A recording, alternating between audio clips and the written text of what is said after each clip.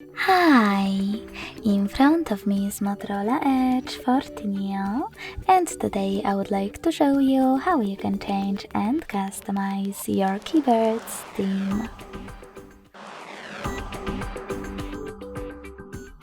Begin by going into Devices Settings and scrolling all the way down to Access System section. Then click on Languages and Input, On-Screen Keyboard, and Gboard. Following that, select Theme section and tap on those icons at the top right corners of all of those sections. This way you will see all available themes. When you're ready, click on the best one for you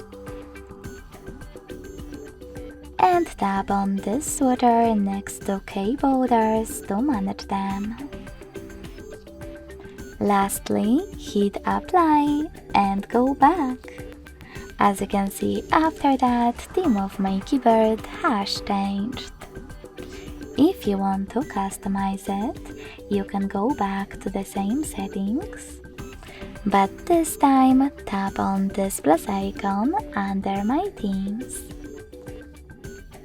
Now tap on the photo that you wish to apply. Pinch it to scale and drag it to move. Then select Next. Adjust brightness by swiping left or right. Tap on Done.